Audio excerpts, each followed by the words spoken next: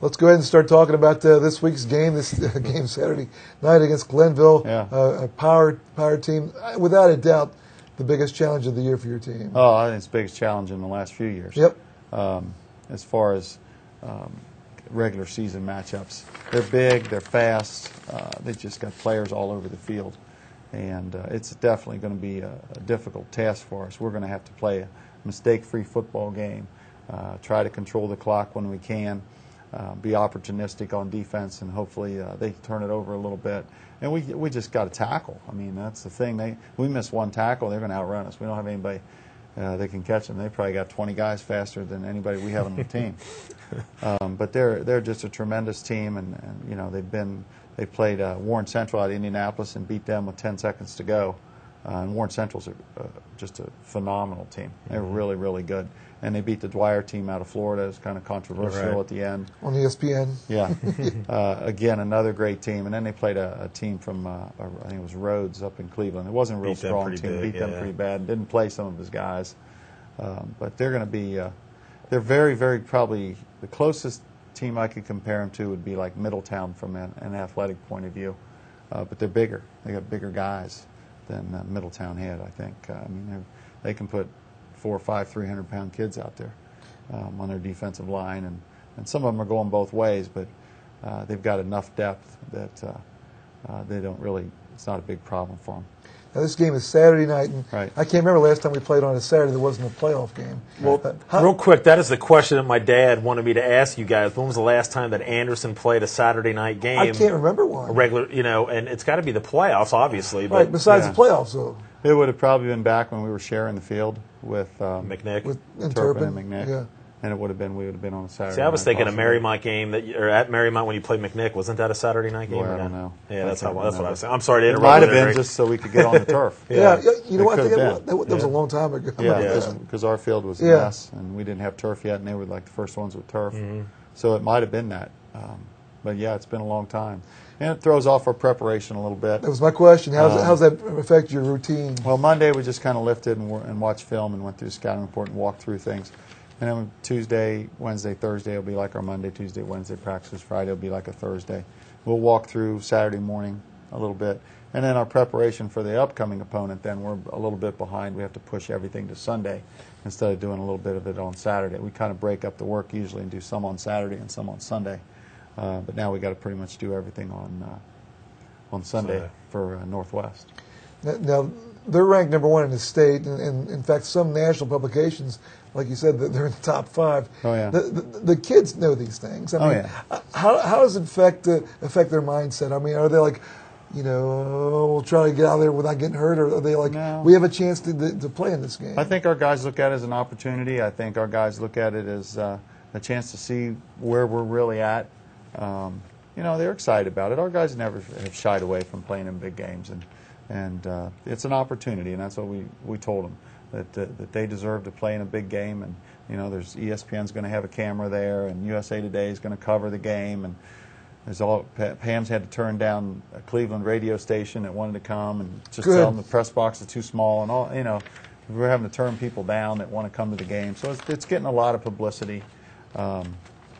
Hopefully we play well and we can pull off the upset.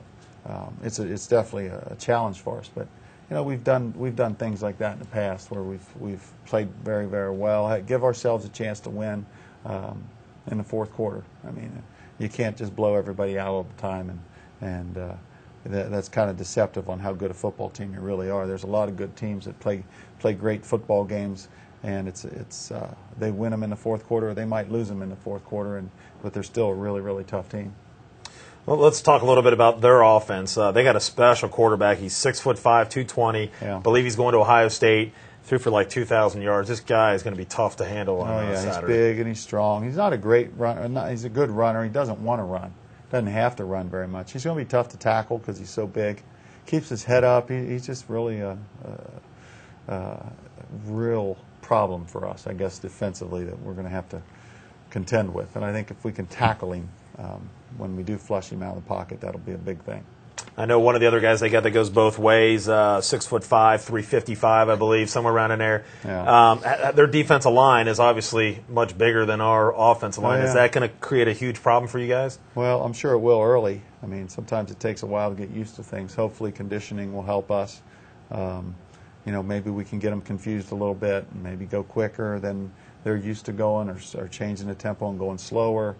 We've got to try to take advantage of everything in this game on offense by trying to formation them as much as we can, by changing the tempo, showing them some things maybe they haven't seen. We've got to be able to protect the quarterback because we're going to have to throw the football. We're not going to be able to just pound it all night long against those guys. They're just too big and strong. So you obviously answered the game plan, but the keys obviously is going to be limit your turnovers probably. Oh, for sure. And to kind of stick to your game plan. Yeah, and they're very explosive on special teams. They'll either run a kick back or block a kick or something gets set up off of special teams. We have got to be solid on special teams, not give them anything, because it's the type of team that you give them a block kick and it leads to a score. Those are the kind of things that are just very, very difficult in this kind of game to overcome. Will you kick away from Wynn? I think that's their big. I don't think we have any plans to kick to him. He runs it back on everybody. Yeah. So we're going to have to do some things to keep the ball away from him, which is hopefully Tommy's back and he can directional kick a little bit. I think the thing that's exciting for not only Greg and I, but everybody in the Anderson community in general, you're not only going to have Anderson fans, you're going to have other high schools around probably coming to watch them play. So it's got to be a thrill for everybody. Yeah, it's like I said, it's an opportunity. It's a chance for our kids to showcase themselves a little bit against a great opponent,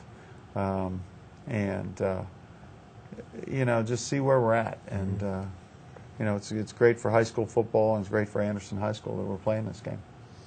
Game's on Saturday night, as we said, and Dan and I were talking before we started filming here. We hope to have some folks go with us after the game, Dan. Right, yeah. We, the part of the Anderson Alumni Association that we're doing, that John, Jeff, and all of us have been kind of working on, we're going to try to have our first, let's say, outing, I guess, if you want to say. We're going to go to Anderson Bar and Grill. Everybody can meet up, talk about the game right afterwards. And we'll have some information there, and you can sign up, leave your name, and all that stuff. If you need any information on that, you can contact Jeff, myself, or John, and hopefully we can get a good turnout to get this to kind of keep rolling the way that it has been. So hopefully that'll be a good time for us. Yeah, it'd be good. It'd be a good night for alumni to come out on a Saturday night. Sometimes alumni can't get there on a weeknight, but it's on a Saturday night. Yeah. The air times, Dan. I don't know them offhand. I know for sure one of them is Friday 11:30. It's 11 and 11:30. They'll have the Redskin review at 11, and then the game's on at 11:30. That's always on Friday. I know that for a fact. Now the other ones are kind of sporadic. Right. Well, I know the game you and Brad did. The Oak Hills game was on last night. Yeah, I saw some of that last night. But they kind of split it up. They didn't put it back to back for some reason, but.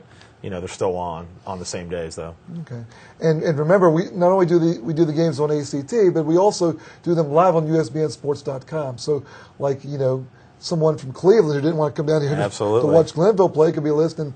In fact, we better watch what we say. But that's the case. But all the games we do live on USBNsports.com, and we always have a lot of people listening, grandparents in different states, things like that. It's kind of neat. Well, and the other thing that people real quick is that. As soon as I get home tonight, I go ahead and I download this Redskin review, and we have a YouTube channel, and we show the Redskin review. We split it up. We'll do the preview of Glenville and the review of Boone County, and it's kind of split up. So you can go to my website at USBN Sports, and you can just see the Redskin review. It's a pretty neat thing. We're getting a lot of views on it. I just don't think a lot of people know that we have a YouTube channel now. So hopefully we can get that pumped up a little bit more. And another thing is the football moms wanted me to thank some of the people that have helped out. I know you had Chick-fil-A that helped you out. Right. You had Jersey Mike's on Beachmont and Anderson. I think next week LaRosa's is feeding us. So. And then you got Skyline, too. So they wanted me to thank them. We'll thank them throughout the season as they go along, because I know that means a lot to all the kids. Yeah, it does. Let's go ahead and wrap it up. Then thanks again to the folks here at Anderson Community Television for the use of their studio and their air times. And thanks to Denise White for everything she does for us. John Raymond in the control booth, as always, we appreciate his help. And as Dan said, the football moms always are there to help us out with whatever we can do. Mm-hmm. This week we're going to have our A-team ready to do the game. We'll have our stat man, Steve Martin, there. We'll have Ed Barth on the spots, and and we'll have Tim Huntington on the camera. So we really look forward to it. Like I said, we've done this for a long time, and this is a big game, and we really look forward to doing it. Great. Yep. So, Jeff, good luck. I hope we'll see a good game this week. Yep. So for Dan Alvarez, I'm Greg Ellis. Welcome, thank you for joining us for Redskin Review.